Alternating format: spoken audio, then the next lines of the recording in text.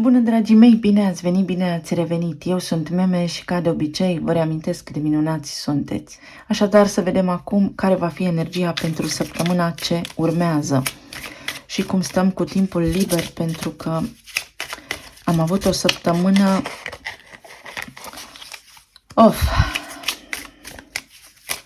greu cu timpul. Uite, va fi o săptămână liniștită și nu pot decât să mă bucur pentru că am trecut prin foarte multe lucruri deodată.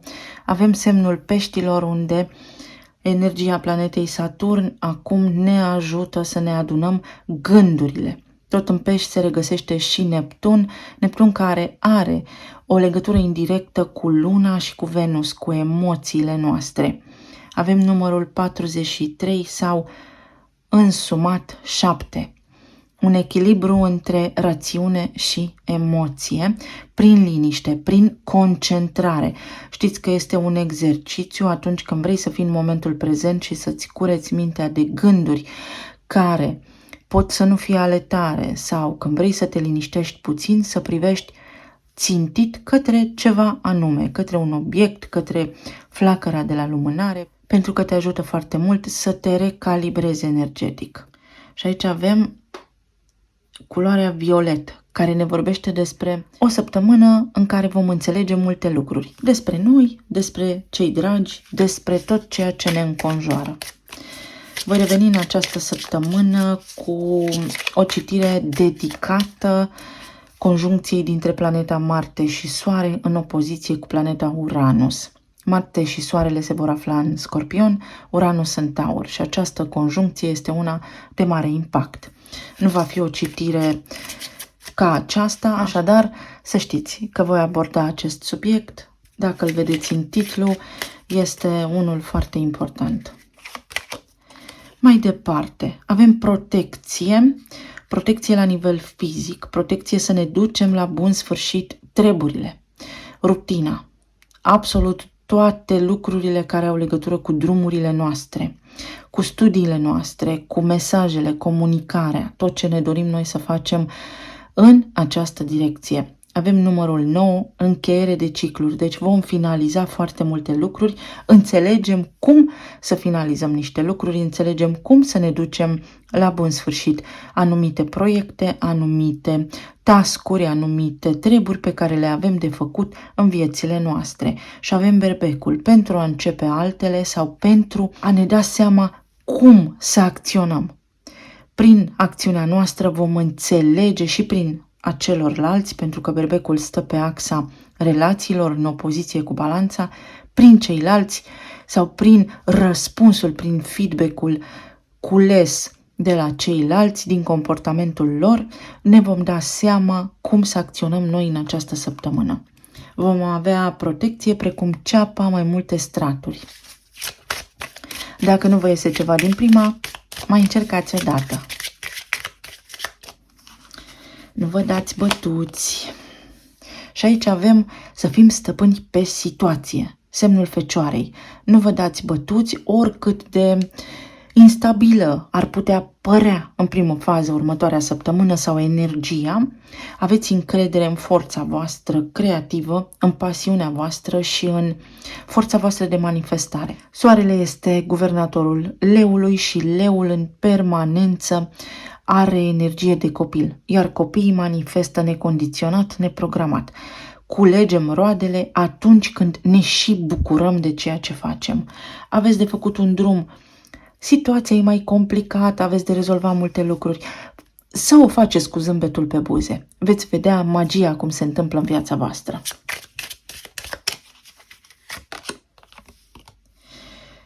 Și aveți nevoie de stimulare unii dintre voi, pentru că, uite, s-ar putea să vă regăsiți în provocări.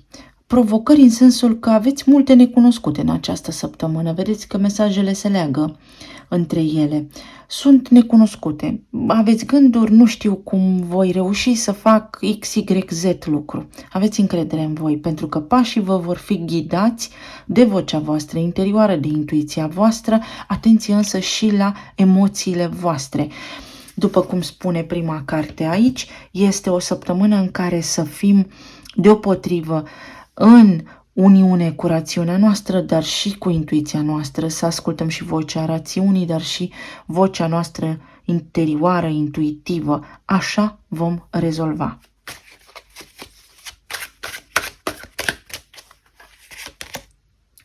Și aici avem semnul Scorpionului, pentru că suntem în sezonul Scorpionului. Sunt lucruri fixe. Dacă aveți de făcut lucruri în această săptămână care par de neclintit, veți reuși. Atunci când veți crede că lucrurile sunt mai complicate, să știți că trebuie să vă concentrați puțin atenția pe ceea ce funcționează în viața voastră și veți reuși. Această energie fixă, cu toate că este fixă, vă va permite ca ceea ce faceți voi în această săptămână să fie bine făcut sau să rămână bine făcut. Este o săptămână de moarte și renaștere în sensul mistic, adică nu va rămâne energia cu apăsări. Veți avea parte și de lucruri bune. Totul va fi ușor fluctuant, dar va ține de starea voastră emoțională și de modul în care gândiți cum veți rezolva. Și numărul 6, iată, al familiei, al armoniei, al echilibrului. Norii aceștia se vor disipa, se vor îndepărta.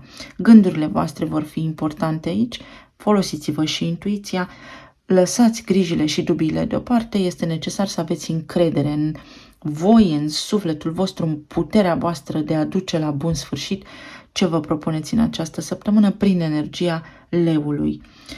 Confuzia, iată că avem și luna aici, se va îndepărta de voi. Veți depăși niște provocări, starea de neînțelegere care poate vă înconjoară acum sau confuzia realmente în care vă regăsiți. Să vedem. Pentru întreaga săptămână.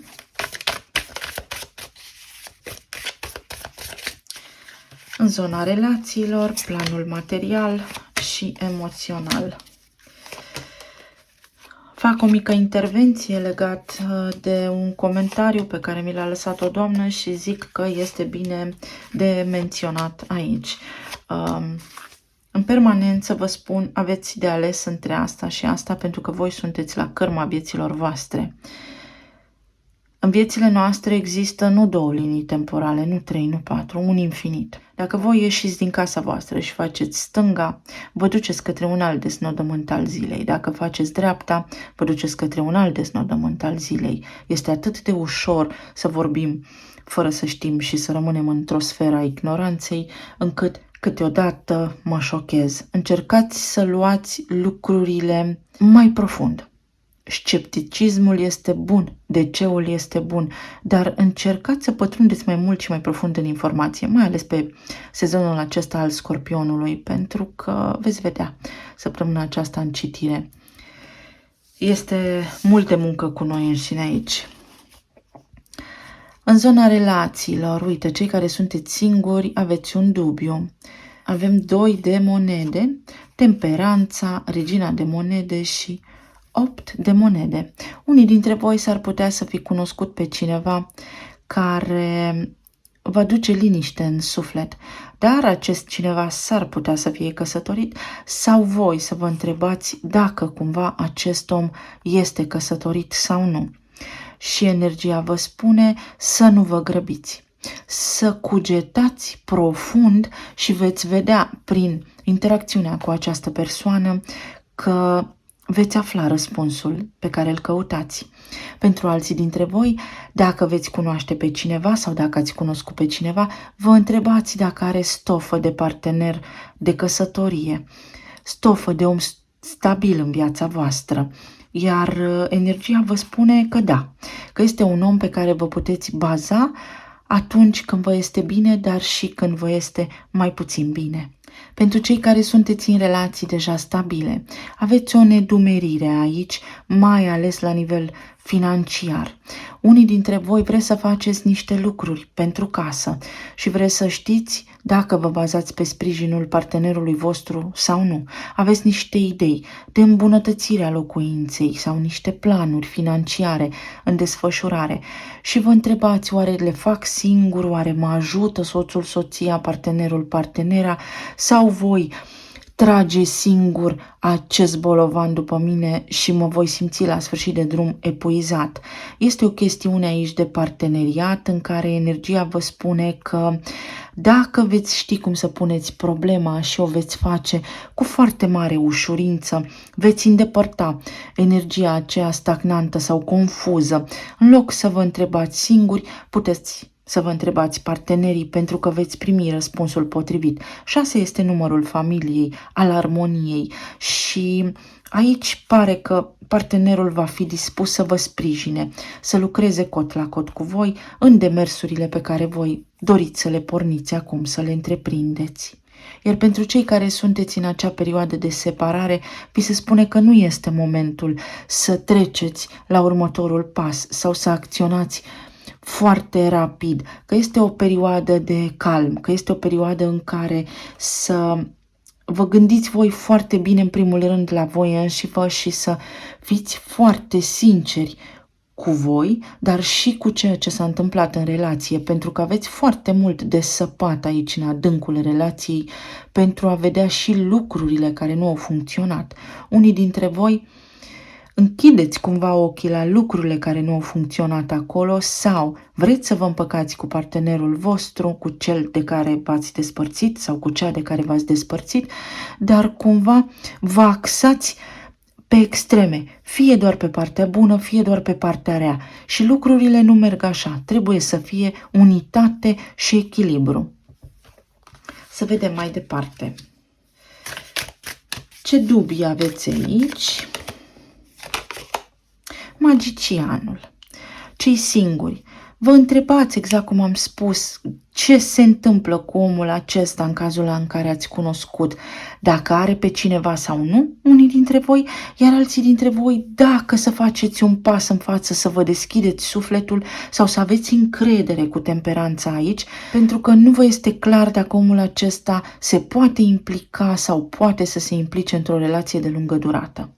Magicianul pe de o parte spune că da, pe de altă parte avertizează că s-ar putea să fie un om foarte abil, foarte bun în comunicare, care să aibă mintea ascuțită și să întoarcă povestea de partea sa. Norii aceștia vă spun că ceea ce acum vă este necunoscut va deveni vizibil, vă veți convinge singuri, însă nu de pe o zi pe alta. Cei care sunteți într-o relație de lungă durată, trebuie doar să încercați și să vorbiți, să discutați. Magicianul este cartea planetei Mercur, care are legătură cu comunicarea, iar temperanța a Săgetătorului. Aici este activată axa comunicării, axa studiilor, axa cunoașterii. Dacă vreți să știți ceva sau dacă aveți vreun dubiu în legătură cu partenerii voștri, puteți întreba. Dacă vreți să porniți într-o anume activitate în această săptămână, întrebați cum stai cu timpul, hai să facem asta, sau dacă vreți să porniți împreună ceva, este foarte important să puneți pe hârtie toate aspectele. Iar pentru cei care sunteți în perioada de separare, magicianul spune că puteți face lumină în povestea voastră, însă vedeți că energia aceasta este una care vă poate păcăli ușor. Sau voi vă păcăliți singuri doar din dorința de a face anumite lucruri. Magicianul are nevoie de cartea moartea aici, adică să fie dispus să treacă prin vreme bună, dar și prin vreme rea, să treacă prin deșert, dar să treacă și prin îngheț ca să ajungă unde își dorește. Este necesar să vă uitați dincolo de aparențe. În această săptămână, în ceea ce îi privește pe oamenii de care v-ați despărțit, important este să vă uitați dincolo de aparențe, dincolo de ceea ce credeți voi că este acolo, cu sinceritate, foarte adânc în problemă.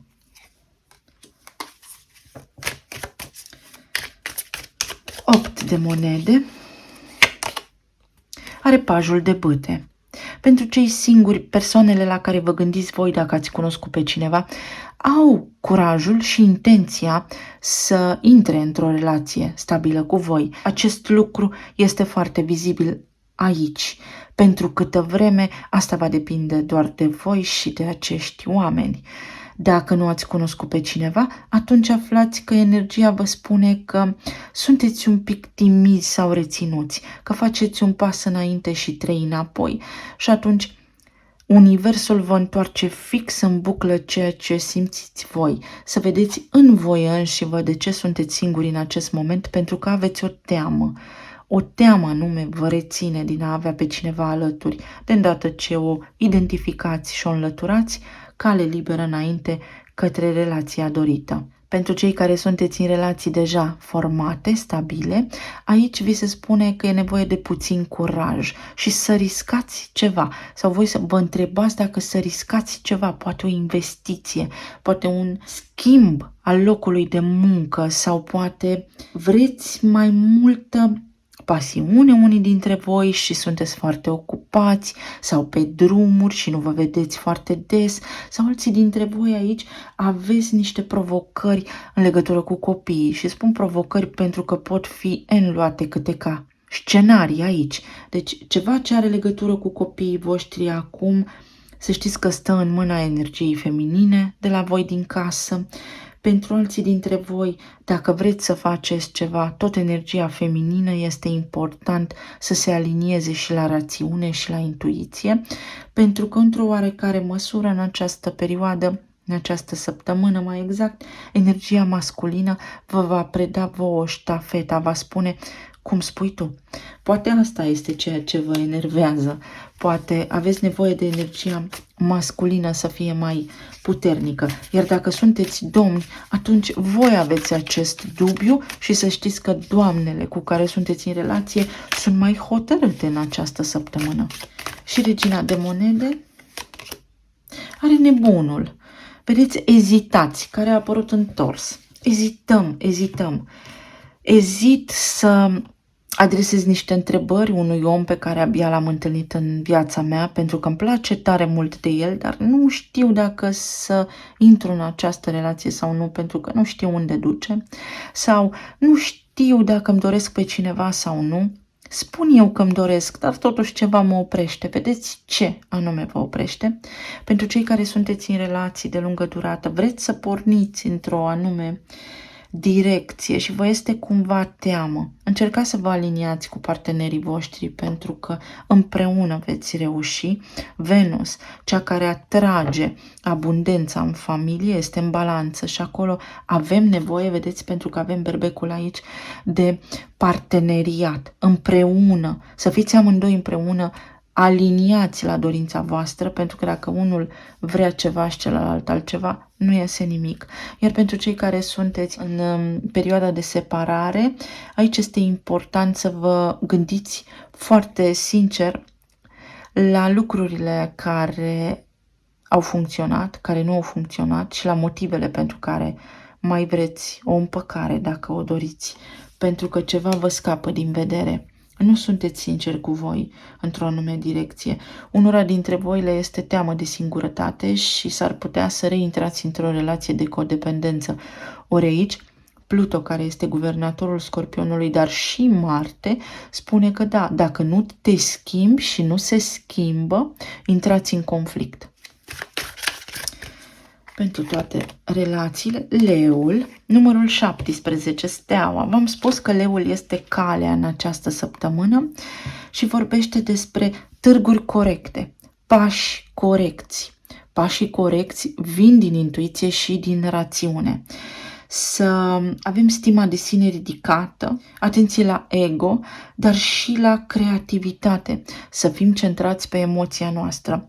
Leul este semnul inimii, iar Saturn aici în Pești, prin numărul 43, vă spune rațiune. Este un arhetip de pământ, guvernatorul Capricornului.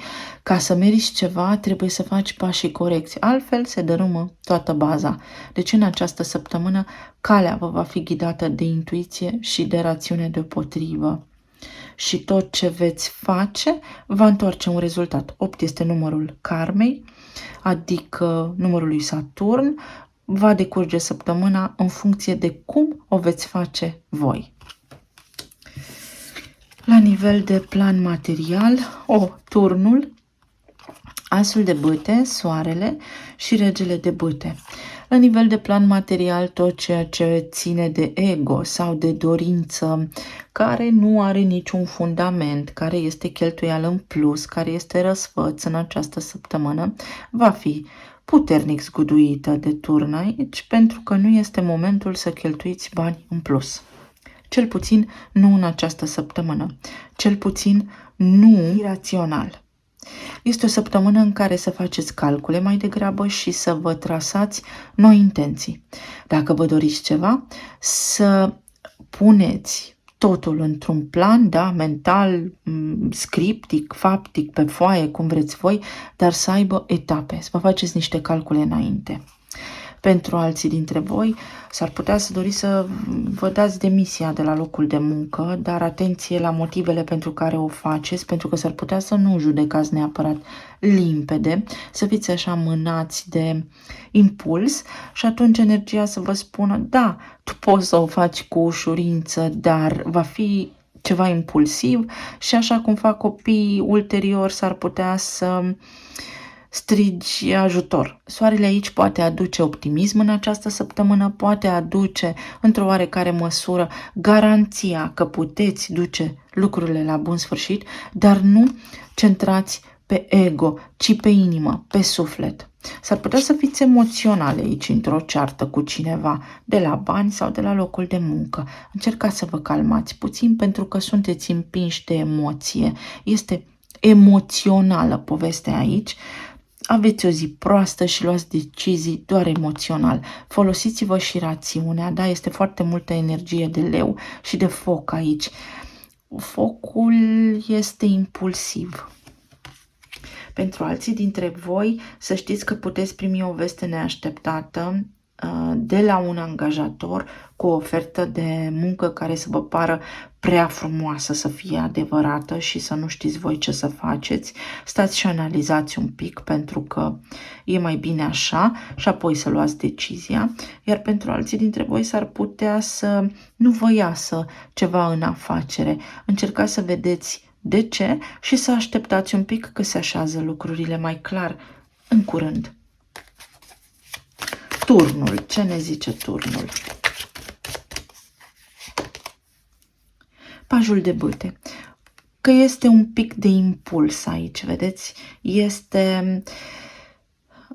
Și dacă vreți să vă dați demisia, o faceți dintr-un impuls de copil, o faceți imatur. Încercați să vă liniștiți puțin. Pentru alții dintre voi s-ar putea să vă șocheze copiii, să facă ei ceva, să fiți obosiți din pricina lor într-o oarecare măsură. Încercați să vă liniștiți pentru că lucrurile vin și pleacă, nu rămân acolo, totul se transformă.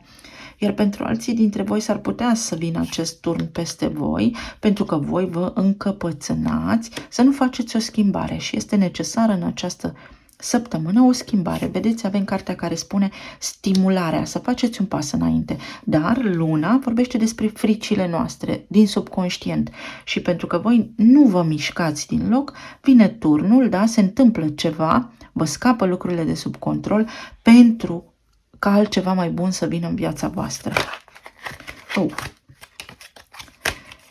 Uite, vă învârtiți în cerc și rămâneți pe loc, dar altceva mai bun vine în viața voastră, ca să vă clintiți voi. Roata destinului este karma, este situația în care noi ne tot învârtim. Este și o șansă să pornim la drum, dar este o șansă, vedeți, mai solidă, ceva mai stabil se întâmplă aici. Dacă vreți să vă dați demisia, trebuie să o faceți calculat, să aveți un plan de rezervă. Dacă nu vă ieșea ceva, încercați să vedeți că vă lipsește structura sau rutina sau consecvența într-o anume măsură.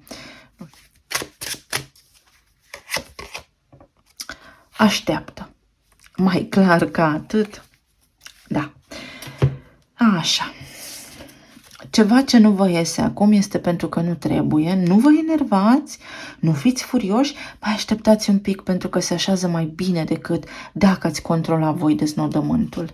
Iar la nivel emoțional, spânzuratul, împărăteasa, 3 de cupe și faetonul. Uite, vă așteaptă o bucurie, o petrecere, voie bună, un drum pe care îl faceți până la urmă, întoarce roadele, până la urma urmei rezolvă situația în care vă aflați sau o discuție.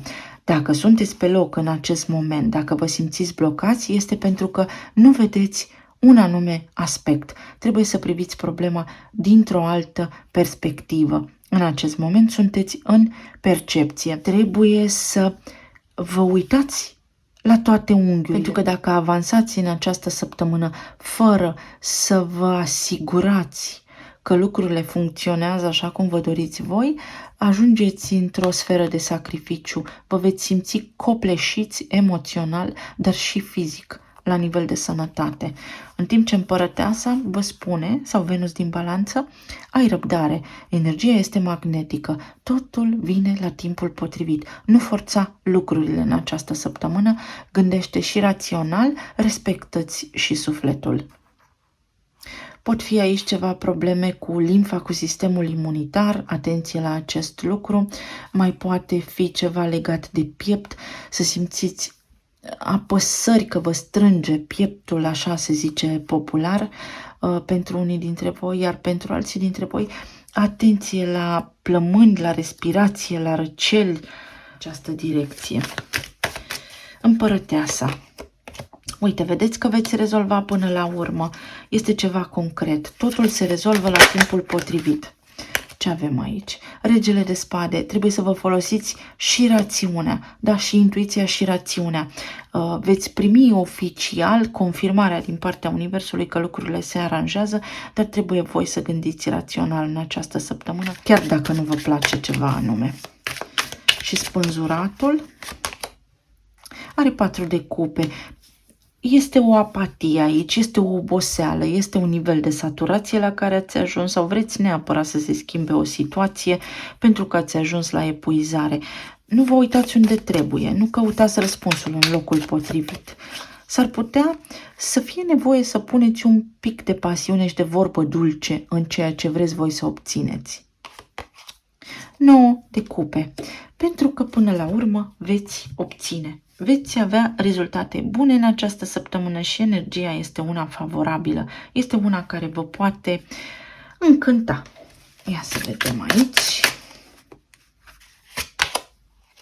Spune, nu te băga în treburile unui magician, pentru că sunt subtile. Vedeți, nu vedeți toate lucrurile.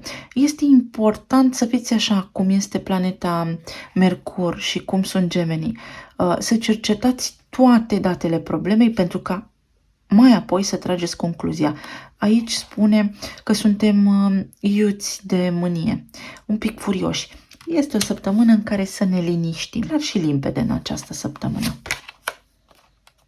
Nu contează ceea ce faci, ci contează unde ți-e mintea. Gândurile voastre sunt încurcate, vedeți? Una vreți și alta faceți. Asta spune săptămâna. Aveți un pic de răbdare, este o săptămână pentru calm, este o săptămână în care puteți rezolva foarte multe lucruri și în care veți ieși dintr-o confuzie, veți rezolva până la urma urmei cu bucurie. Aveți parte de o ofertă solidă din partea cuiva aici. Talismanele.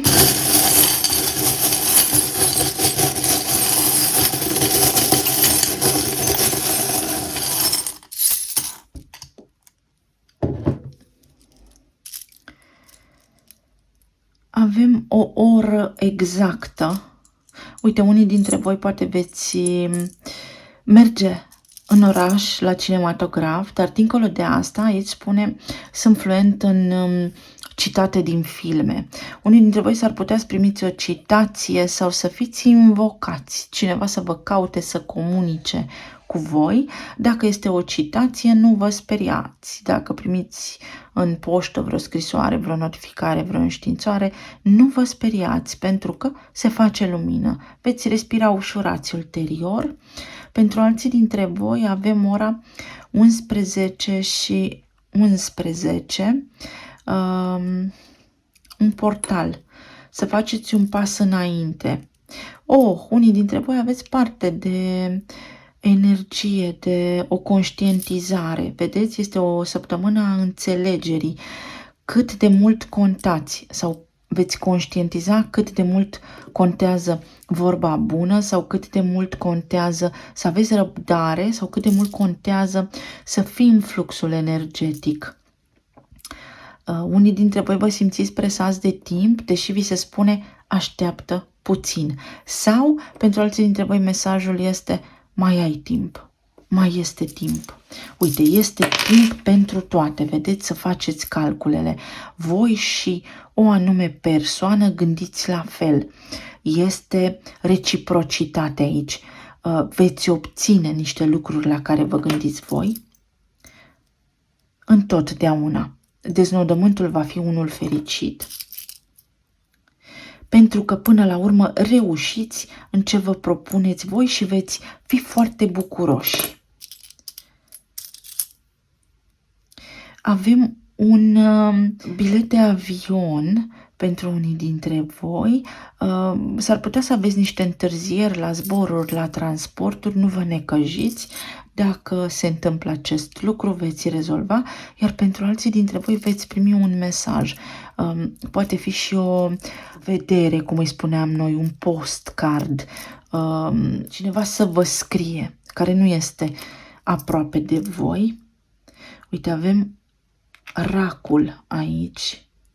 Poate vreo rudă, poate cineva din casa voastră sau să primiți acasă, după cum spuneam, vreo înștiințare, vreo citație. Nu vă pierdeți cumpătul, aveți un pic de răbdare pentru că veți reuși. Este un 6 de bâte aici. Trebuie să vă relaxați. Este o săptămână în care trebuie să vă relaxați, să vă lăsați, da, energia să se liniștească, să vă armonizați voi pe interior. Sunteți foarte grăbiți, este Big Ben-ul, Londra și un căluț. Sunteți foarte grăbiți să rezolvați niște lucruri. Lucrurile se întâmplă după ceas, exact așa cum trebuie. Voi în acest moment trebuie să vă relaxați. Atenție, unii dintre voi la căderea părului. Este ceva pe sistem endocrin, să știți, la care trebuie să vă uitați. Zâmbetul este același în toate limbile. Situația asta actuală din lume care ne-a devastat. Voi vorbi în acea citire despre subiecte mai delicate, profunde, pentru cei amatori de cunoaștere și nu doar de mesaje zilnice, dacă sunteți interesați. Uite, trecem prin niște lucruri karmice, inclusiv voi. Un lucru duce la altul și nu ochi pe ochi se scoate. Vedeți, sunteți în reciprocitate cu cineva, gândiți la fel. Da, veți rezolva niște lucruri. Aveți protecție divină. Trebuie să învățați unii dintre voi să vă uitați la lucruri cu mai multă profunzime. Iar alții dintre voi aveți protecție divină în ceva ce nu vedeți voi. Dar când nu vedem ceva, se tot întâmplă lucrurile până ajungem să vedem, pentru că este necesar să ne întregim.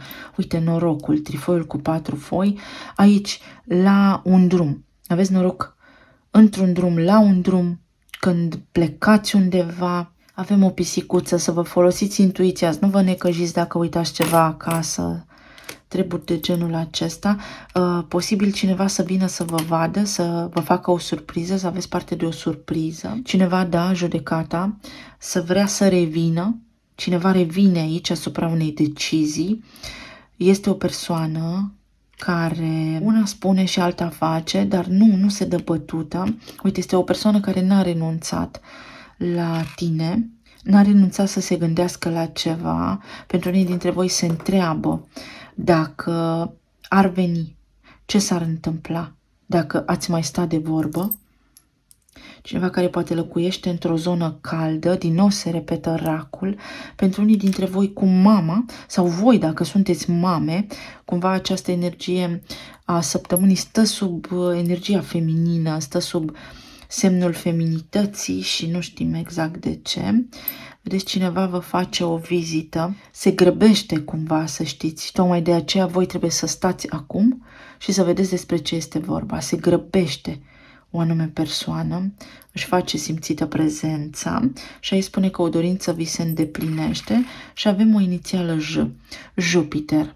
Ziua de joi poate fi importantă, iar aici spune aveți protecție. Orice s-ar întâmpla, veți găsi o cale să ieșiți din ceea ce vi se întâmplă. Eu vă mulțumesc tare mult, vă doresc să aveți o săptămână plină de armonie, de iubire, să fiți sănătoși și să ne reauzim cu bine și data viitoare. Pa, pa!